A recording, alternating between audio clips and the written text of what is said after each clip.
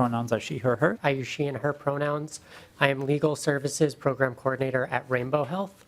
My daughter has been damaged for the months that she has been on testosterone. Forcing all state taxpayers to pay for so-called gender-affirming care is coercion. So I want to thank this committee and Rep. Finke for including these important religious exemption provisions. One And specific, Representative Quam- Madam Chair, Representative Quam, excuse me, we need to use the correct pronouns. he referenced general Representative Quam, discussions. please Ma'am, use can the I? correct I'm asking for pronoun. information. I'm I said the asking- author. The very act of doing that is an act of disrespect and violence against people. And I would call on all of my colleagues to apologize when they misgender and resolve to do better. Thank you, Chair Liebling and members, for the opportunity to present my bill. This being my first time in health, and for the record, my name is Lee Finke. My pronouns are she, her, hers, and I'm very grateful to bring HF 2607. This is a bill that clarifies statutory coverage of gender-affirming care into law. It's the current practice that gender-affirming care is covered, and we want to make sure that all gaps are closed, and that's all that this bill does. Thank you, Chair Liebling and members of the committee. My name is Kat Rohn. I'm the Executive Director for Outfront Minnesota, our state's largest LGBTQ advocacy organization. This is the issue that brought me into advocacy. When I had my first job out of college, the health insurance plan at my employer had a blanket exclusion on all gender identity related care. And instead of just accepting that, I walked down to the HR office and said, do you know this is here? And a year later, it was changed and that care was covered. I do this advocacy work because I don't want other folks to have that fight on an individual level. Thank you, Madam Chair. Thank you, members of the committee. My name is Ash Tifa. I use she and her pronouns. I am Legal Services Program Coordinator at Rainbow Health. A significant portion of what I do in the Rainbow Health Legal Program is identifying folks' barriers to gender-affirming care, identifying them, navigating them, and helping them access the care that they need. And what this bill is really trying to do is achieve the incorporation of longstanding administrative guidance into statutory law and provide even further clarity for patients, healthcare providers, insurance providers, and regulatory bodies. So everyone knows we're on the same page that medically necessary gender-affirming care is a right that every Minnesotan has. I oppose this legislation because the evidence base for transitioning minors is very poor. Before passing legislation like this bill, I'm asking you to commission a systematic review of the research literature regarding the safety and efficacy of medical transition for minors. Systematic reviews are the cornerstone of evidence-based medicine because they synthesize all of the available research and also examine the quality of research. In recent years, health authorities in Europe have performed systematic reviews of pediatric gender medicine.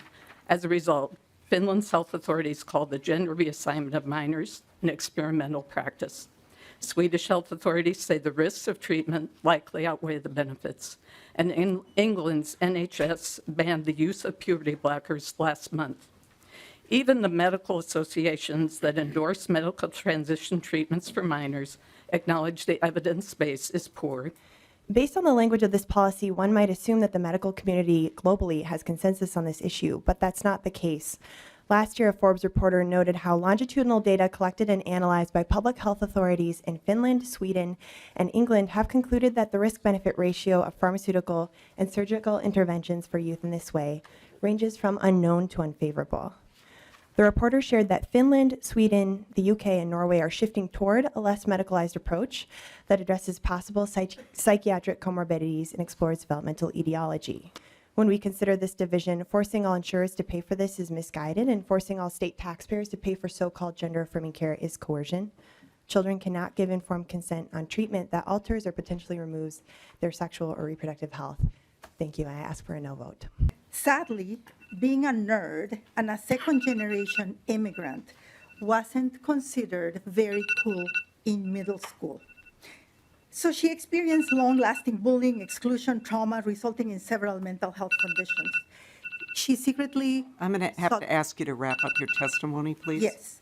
She secretly wrote refuge in social media and escaped parental controls. Out of the blue, she notified after being hospitalized that she was not my son. She was not my daughter, she was my son. Now, unfortunately, she has followed the chain and has been in Yeah, testosterone for the I last do have 6 to months. ask you to please wrap up your testimony. Sure. My daughter has been damaged for the months that she has been on testosterone. This has interfered with her pre-existing psychiatric conditions, with her therapy. She has landed in the ER, and she has had to visit the hospital multiple times. The solution is not to approve health care for people with gender dysphoria that has not been found to be solidly grounded in empirical evidence. And my child is being a victim of this system. So, Madam Chair and Representative Finke, my A8 amendment, what I'm trying to do is I'm trying to protect gender-affirming care for adolescents by focusing those treatments and standards on care through counseling, through supportive psychotherapy that allow youth, families, care providers the opportunity in a supportive environment to care for youth, but preserving medical and surgical interventions until after the age of 21. And so that's what my A8 amendment does. It creates another definition of adolescent gender-affirming care that restricts medical and surgical treatments. So thank you, Madam Chair. Okay, Representative Finke. Thank you, Madam Chair, and Representative Nadeau for your amendment. Again, I appreciate the conversation. We had a really excellent conversation about this yesterday, and I believe you that you want to protect kids. You want to make sure that we are providing young people with necessary care that will be good for who they are for their whole life. And it's gender-affirming care only doesn't do that if you believe that gender-affirming care is not health care. If you believe that gender-affirming care is health care, then we understand that we need to provide medically necessary care to those who need it. You said it's often political when we get into these conversations. To avoid being political, I didn't print this, but I thought about it. In the last 3 years, Republican states in very overwhelming conservative states have passed bans on gender-affirming care for minors. And 3 of those states actually, the governors, the very, very conservative governors of those states vetoed that law. And they vetoed that because before they signed it, they did their work. Governors of Utah, Arkansas, and Ohio. And they met with families, and they met with doctors, and they met with trans kids, and they said, we should not do this. So I did not print the veto letter from the governor of Ohio, Mike DeWine, but I would encourage you to read it. I would encourage us to recognize that if this is health care, then it is families and doctors who should provide it, and it is families and doctors who should decide when, and it is not up to us. And I would just add that this amendment also, I'm not sure why, but it increases the age of the minor from 18 to 21.